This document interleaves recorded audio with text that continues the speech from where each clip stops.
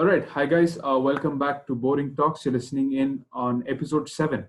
This is me, Shiva, and this is being uploaded on the WBS channel. So, this is the first time we're having a foreign guest today. Atit joins me from California. Hi, Atit. Welcome to the show. Hi Shiva, how's everything going with you? Good, all good. So, this episode is going to be talking about a bit more fun topic, less serious. It's going to be talking about quizzing, right? So, Atit has done his undergraduate in Cornell University, US. He's currently pursuing his PhD at University of California, right? And he's got quite a distinguished profile. If I can just read it out for you guys, he's been the Texas Instrument national champion for 2009 and 2010, and he and his teammate were the only team to do it two times in a row. Uh, Quiz Italia National Champions conducted by the Italian Consulate, Presidency National Challenge Champion three times in a row, 2008, 9 and 10, Aquaregia Science Quiz Champions, 2009 and 2010. It also had the good fortune of being the maximum attended quiz in the Guinness World Record. So, quite a very interesting profile you have. You're joining us at 9 a.m. from US. So, how does it feel after hearing all this? I mean, those were good old days. Those were good old days. Yeah. I mean, of course, like quizzing is like a huge high school thing in India, and in the US, it moves more into like the pub culture. So, quizzing is only seen in pubs in the US. So, it's always good to think about how things were in school. So you don't think that the US has a big thing for quizzing? I hear a lot about spelling bee. I mean, that's a big thing in the US. Oh yeah, yeah. I mean, here people are like, if you can memorize things, you're good. So that's pretty much it. So that doesn't work in quizzing. It works a lot for spelling bee. So that's why you see a lot of Indian origin kids doing really well in spelling bee. Yeah. Oh, I forgot to tell. Atit is an alumni of Kumarans. He passed out in the year 2013. 2013, right? Yeah, 2013. So I read an article about you in a school magazine where someone asked you, how you prepare for quizzes. And you said that, it depends on the newspaper. However long and interesting the newspaper is, I prepare for that much time. So what's your take on that? I mean, I don't think there's a culture of newspaper anymore, at least where I am presently. But I always try to keep up on like what's happening out in the news. Yeah. With them, I mean, there's always going to be issues with media, and people are gaining awareness about how media is biased these days. That was not the case back in school when we either got like what is that, Times of India or the Hindu, and then once Times of India started posting like ads and stuff on the first couple of pages, we moved on to Hindu, which kind of made more sense. Okay. Yeah, and the only issue with Hindu was that you had to have a dictionary next to you because that's true, especially the editorial. Huh? Oh yes, of course. Neoliberalism, socio-political, all those words. Yeah. But yeah, whatever it is. But yeah, it was a good source of information back in the day when I did not have internet at home until like my 8th grade or something. So newspaper was like the best source of information for me. The most generic question to all accomplished people and how did your journey start? Instead of that, I want to ask you a straight up question.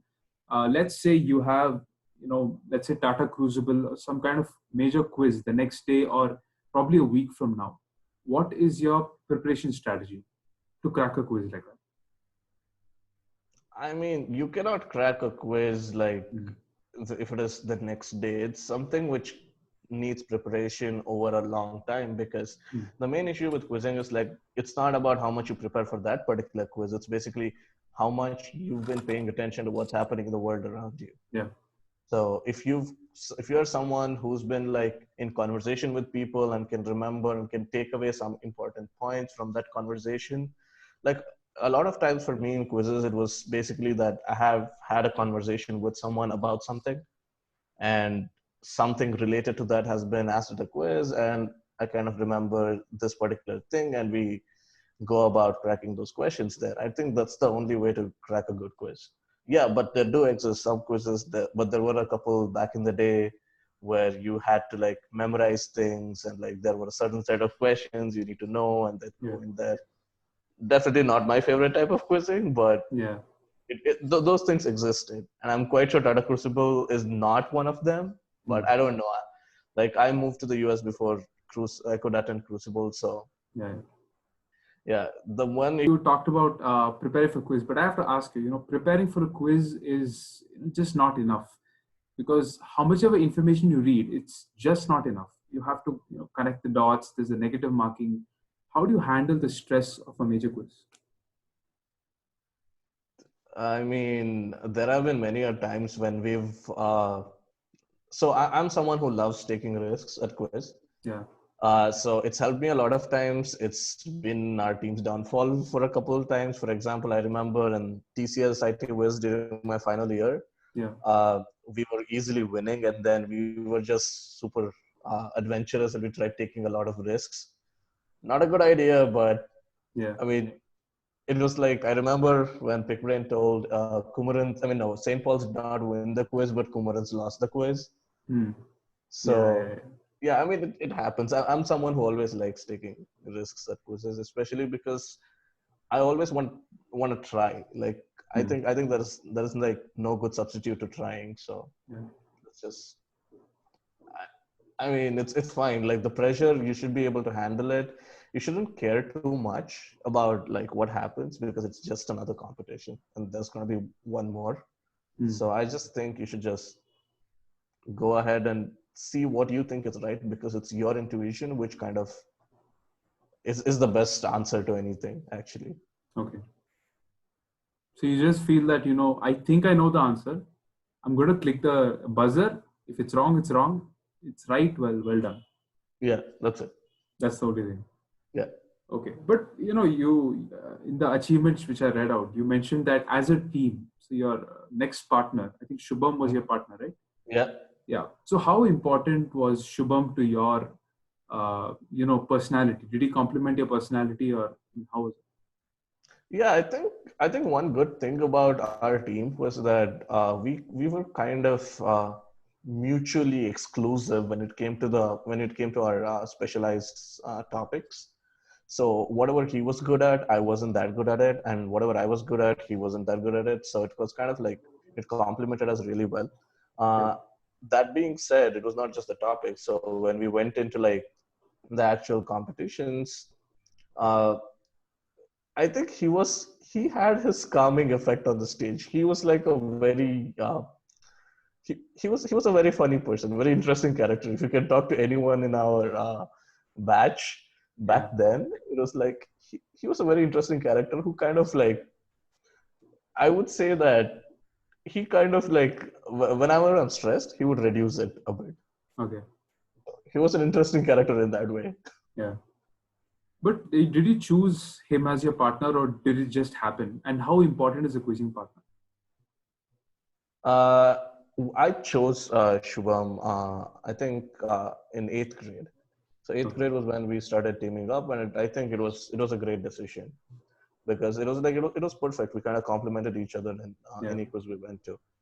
A quizzing partner is super important, because there must be there is a situation where there is going to be a mutual respect between partners for a team to work. If that is not there, it kind of leads to a lot of issues, because there are going to be personality conflicts, because quizzing is just a two-person thing.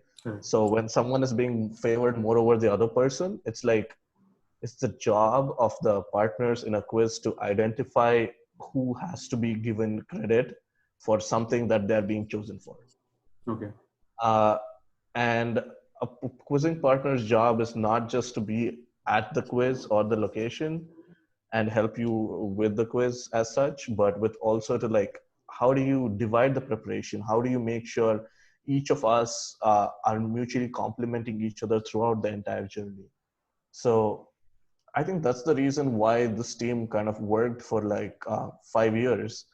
And and even after school, like I went to Cornell and Shubham went to Emory, and once we came I think whenever we used to visit India in the summer, we would always go to like a couple of KQA quizzes here and there, and just because we liked doing it.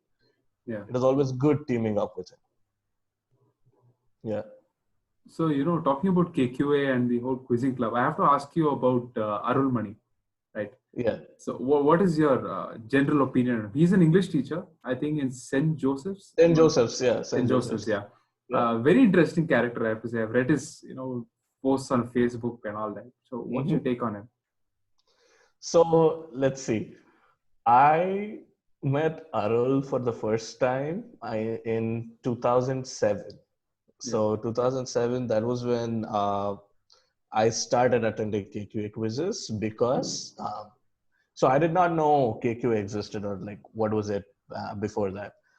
2007, there was this All India ICSE Schools quiz, which KQA hosted. We won the regionals and then we were selected for the nationals. So it was my misconception that KQA was going to host the nationals, and I had no idea what KQA was. Yeah. So that was when I started attending KQA quizzes. Okay. I'd say it was a very interesting thing the first time I went to. My first Arulmani quiz after the school quiz, like my first open quiz, I got a 0 on whatever the total was. Yeah. I had no idea what it was. So I was this 7th grade kid sitting and then trying to answer questions. I had no idea what was happening. And I'd say Arulmani is someone who's like, if you are a school quizzer and you are in the zone to answer Arulmani questions well, I think you're doing well. That's pretty much it. So that's how I would rate a quizzer. So Arulmani is one of the best question setters that's out there. Like he's someone who knows how to set really good questions. Like he's someone who knows how to actually like navigate people around. Like his quizzes are really hard. Okay. Like I'm quite sure like most of my contemporaries would agree with me on this. Like Arul's quizzes are easily some of the hardest ones we've ever attended.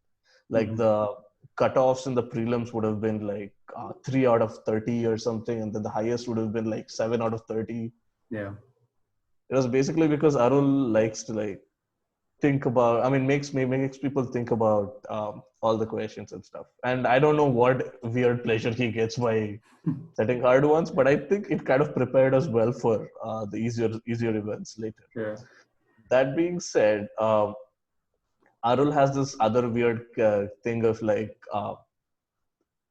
using the word, like in any Tamil word that, okay, he's Tamil, right? So any Tamil word that he goes about in any of his quizzes, everyone uses TAMIL. The guy is the only one who uses TAMIZH.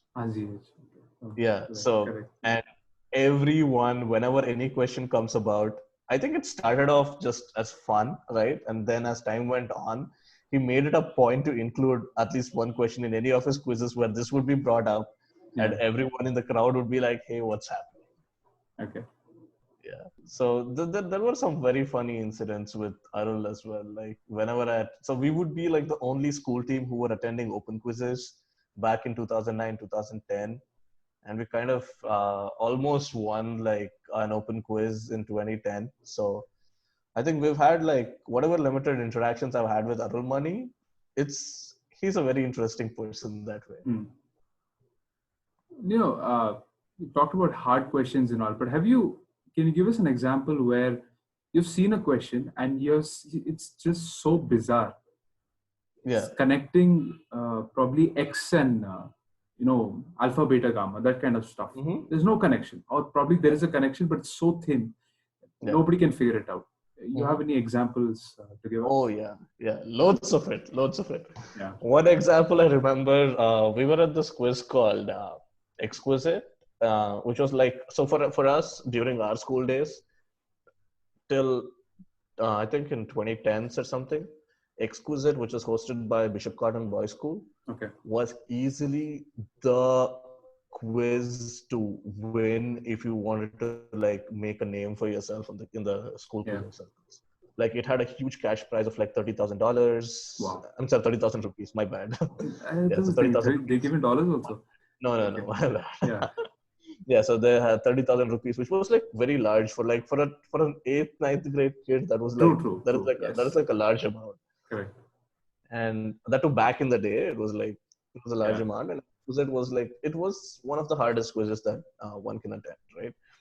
So the prelims that year was hosted by this guy called Lloyd Saldana. I think Okay. he's come to school a couple of times. He was with Big Brain, Okay. with recaps, and then Lloyd asked this one weird question about the scientific name of something, right? Yeah. No one had any idea what it was, Yeah. right? So, and then Lloyd was like, okay, let me give you a hint. And then he goes off telling about some Nandini milk and stuff, Okay. right? Was it a name of a cow species or something? No, that was the thing. Everyone in every other team was confused that it was like some cow species, and they went on talking about like Jersey cow or that cow or this cow and went all about it. Yeah. And me and Shubham were like, okay, it can't be that easy if he's giving such a thing. So Yeah. we went on thinking about, okay, Nandini equals cow, and then cow eats grass. So this is something for a grass or something, which turned out to be right. And we were the only team to get that. Huh. And we ended up Okay. winning explicit that team. And your So most yeah, that is something. yeah. Yeah, and that was something which I definitely remember even to this day. Whenever I have conversations with people who are there, so it's basically it was one of the most bizarre questions, I'd say. That's another question which comes up, right? The quizmaster sets a question. Mm-hmm. He knows how students think. He knows how students think the quizmaster thinks, Mm-hmm. and hence he sets the question, right? So how do you, That's how it is figure that supposed to out? be done. Yeah. That's how it's supposed to be done. Mm. So I remember, so I love setting questions, and I used to host quizzes once I was in school, and then I think once I graduated, I spent the next 2 years working with a company called Express Minds, which was a Delhi-based company which conducted a lot of quizzes, and I also hosted a lot of quizzes with them, set a lot of questions, Yeah. kind of developed their content for over 2 years. So, so talking from the host or the organizer side, I feel that it's very important to try to understand that you are not making someone's life hard at a quiz. It's your job is not to ask the most bizarre or the difficult question. It's basically you need to set a question which students can use to work out the final answer. So your job is to provide like clues in every sentence or anything that's out there. Like it's basically you need to cut out all the redundant matter and give out what matters to people. Yeah. So yeah, sometimes it works, sometimes it does not. Again, if a team enjoys your question and enjoys getting to the answer to the question, that's when you've done your job as a quizmaster, right? Okay. I'd say that. But then what about your most embarrassing moment on stage? What would you say that would be? Other than, pressing the buzzer before the quizmaster says you can do it and all. I haven't had that many embarrassing moments on stage. It was, yes, I know this. So in 8th grade, when we won Presidency Challenge, Yeah. I think the air condition at St. John's Auditorium wasn't working that great, right? So uh, we just had taken off I had taken off my tie, and I had kind of like, okay, I don't think there's any way we are kind of like winning this quiz. It was my first year there, and like Okay. I was in 8th grade, and we got through the finals. We won the quiz, right? So then I realized that the teacher was signaling from the audience that I need to wear my tie. I did not know how to wear a tie in 8th grade. Okay. So I just tied up something and just pulled it out. So I remember when I looked at all the newspaper clippings of it back then, my tie looks really weird. It's extremely weird. It just looks like. So after that, the first thing I did once I got home was to learn how to tie a tie. Well, more than And winning the quiz, I think the tie was the more important thing because it comes in the newspapers. yeah, because yeah, that was pretty embarrassing because I didn't know how to wear a tie. And then I started learning how to wear a tie, And that was when I watched a couple videos on why do people even wear ties in school. And that was when I watched a couple Model UN videos, and that was kind of like pushing me towards that phase. Yeah. I mean, Model UN is my God, it's an ocean. There's so much to talk about in Model UN. It's fantastic. Yep. Yeah. But, I want to navigate the topic a bit. We've talked so much about quizzing, and you've been quizzing since the 8th grade, right? Nope. 4th grade. 4th grade? Yeah. Fourth grade. Yeah. I don't remember what I was doing in 4th grade. I quizzed from 4th grade till 12th grade. After that, I stopped. Okay. So you must be meeting some, really, really smart people in these quizzes. We have a very close community. So, like the one of the largest Indian quizzing groups on Facebook is called Quizardo, and that was started by like a couple of us who attended various national competitions, and we would meet each other at national quiz finals. And I think back then Facebook was also like just starting up, like back in 2007, 2008, right? So that was when like the fad about social media and things started up. So we created a Facebook group where people could ask questions to each other and like started off. So yeah, I think there are about 40,000 members now, and it still functions. Although we don't do any admin things anymore, we are past that. But I think that community is still creating more quizzers and more people to get an interest in what quizzing is. So whoever we meet, I think we have a very close-knit community. I do remember when a couple of my friends from Hyderabad actually those guys, like they're called the Hashmi brothers. Like they are a set of 4 brothers and 1 sister, and all of them are like, they are probably the most prolific school quizzing family in India. School quizzing family. Like basically everyone has been like a national champion in quizzing ever since, like starting with like the oldest one till the youngest one. So they have been some of my closest friends. And then whenever one of their brothers used to come to Bangalore, they would stay over at my place, and then we'd find some quiz to attend to and just go there and come back. And it is fun. It's a very close-knit community, I'd say. But how important for you, with respect to you or other students, how important is quizzing in schools, and how important is it to the development of the student?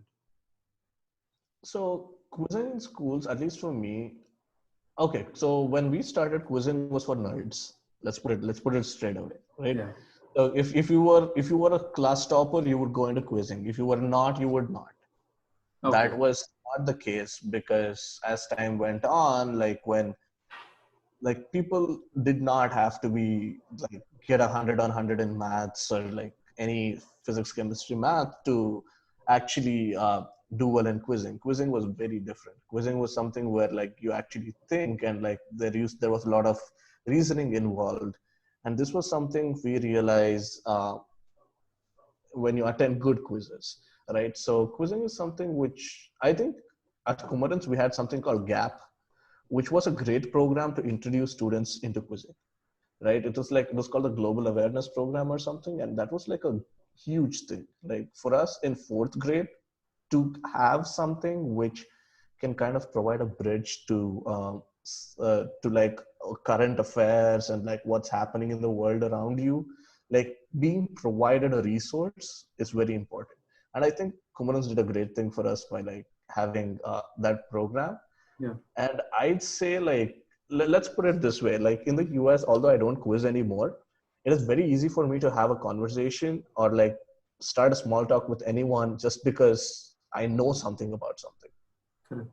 And I think quizzing helps you develop that skill where you are knowledgeable, you can talk about stuff by making sense about it. Let's put it that way. I think it's a very important skill which kind of carries on after years. So, in your personal opinion, do you think with the advent of technology, with the advent of mobile data, do you believe that quizzers have become better because they have access to more information? Or do you believe that quizzers are under, such stress and pressure because there is so much information? It's not about so much information as such. I don't know, like a good thing is that So when we started, it was like books, like internet was not the main thing, right? So we knew what we had to read. We knew what we could have read, and we knew what we had to search on the internet to get the right information. Now it is just that there is so much out there. Like people are like, hey, the questions from like, I think the culture has changed. It's like, hey, this question was asked as this quiz, so it may be repeated at this quiz. True. Instead of people telling, hey, this is a new question, let's talk about it. Let's see what else can be done about it. So I think the quizzing culture has changed a lot. It's in a good way. Is that a good way, or how is it? I don't know. I think it takes a year or two to realize how quizzing culture has impacted people. Yeah. Like I remember when I was in college during my undergrad, I got a call from Texas Instruments people telling, hey, we want to see where, I mean, you won the Texas Instrument quiz in 2010, now it's 2014, we want to see where you were and all that stuff. So when we spoke to them about it, it was like, they could see a clear change in like how the things in quizzing evolved. Like, I think the culture itself has evolved a lot. Like, I think quizzing is going back to more of like memorization and stuff, which is probably not the best thing. But I still think KQA is doing a great job in like keeping the old quizzing tradition alive. But the monetary compensation students get while winning a quiz is obviously increased. A lot of corporates, sponsoring this, the Tatas. I'm just saying, with caution, the Birlas, whoever, any corporate houses. So there is an incentive to win, and hence there's an incentive to compare past papers. It's like a JEE or a board exam. Yeah. So it's a give and take kind of system. I think it's not like incentives were there even when we were back in the day, right? So during my entire 5 years of quizzing, I won 7 laptops. Oh my God. Yeah. So you need only 1. So what did you do with the other 6? They're still home in Bangalore, but yeah, it was like an incentive, I'd say. The incentive was always there. The issue is that how much are people. So quizzing was a very close community back then. I'm glad it's become cool these days, or like it has evolved. Like early 2010s, it started evolving. It's become more cool, and quizzing is no longer a closed-knit community. And like more and more people want to get into quizzing just because there are prizes involved, and like incentivization has helped that. But at the same time, I think the quality of quizzes has gone down. Like I remember when I was doing content development. So this was on me after graduation. I started working. So I started like a small company which did content development for quizzes for other people who hosted quizzes. So when we were working for like one of the largest quizzes, I think it was. I mean, I don't want to take names. So anyway, so it was.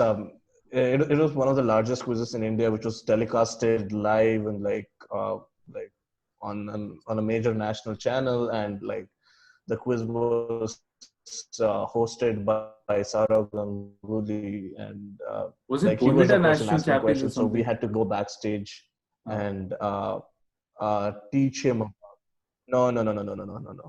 It was not. Like Bonvita kind of died down when we were in age. It was Derek O'Brien, right? Bonvita, this thing. Yeah. Once Derek got into politics, his quizzing kind of went down. Like that was pretty obvious.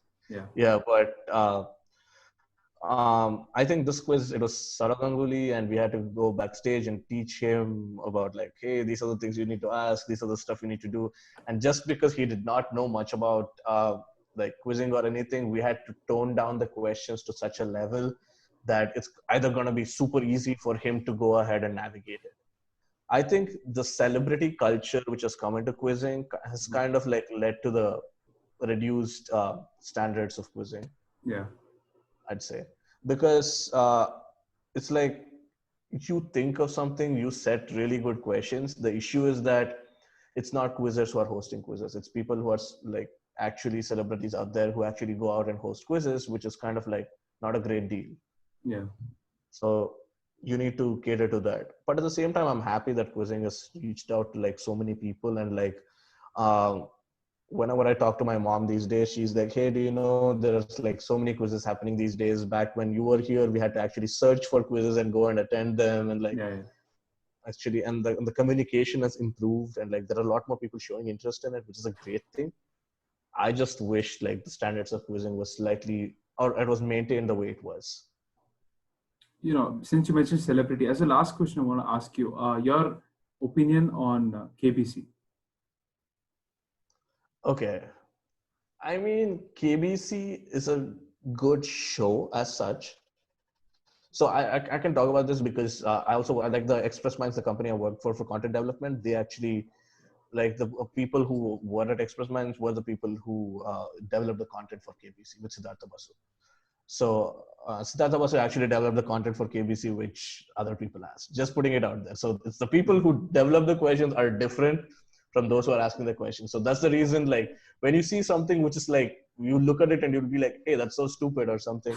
It's just because people who framed it thought something else, and they had to tone it down to such a level that someone who is out there and asking questions can do it. Okay. So things work that way. Yeah. So KBC, I don't know. It's like, I think it's a great show for people who are like in need of like money or fame or anything, but I don't think KBC does a great job in like screening people. Like KBC is not for good quizzers. If you were a good quizzer, you would win a lot in that, and it's not fair. So this has happened. Like one of my friends, when I said the Hashmi brothers, like one of the brothers, he actually applied KBC for fun's sake, and he actually made it to the show, and I think he got like 50 lakhs or something. Wow. Yeah, it's not like, and in his words, it's definitely not fair because he's a quizzer. He knows what's good and what's not. And KBC is a show which is designed for like the normal audience who just wants to like have like a late night show to just make some money. Think like on the model of like Who Wants to Be a Millionaire. Yeah, correct. Yeah. So that's been an interesting discussion on quizzing, but since we're out of time, we have to end it here. But before we end this conversation, your one advice to people during this quarantine. During the quarantine, I mean, explore new skills. That's something which I would say. Like, do something which you haven't done before, because because you're in quarantine, no one's going to judge you if you mess up. But on the other hand, like if you develop a new skill and it's good for you, then you have something to do. Yeah. Like, thanks, Adit, for coming on the show. So interesting, Adit was actually the Secretary General in the United Nations in my 12th standard, 2014. So that's another, vast ocean, like I mentioned. Hopefully, we can get him on another episode for that. A lot of politics in that one. A lot of more masala, I can assure you that. Yeah. A lot more masala, a lot more inside politics. It's going to be a fun episode. Hopefully, let's see if we can do that in the future. But for now, this is the end of episode 7 on quizzing. So thanks, Adit, for coming again. See ya. Yeah. Bye-bye.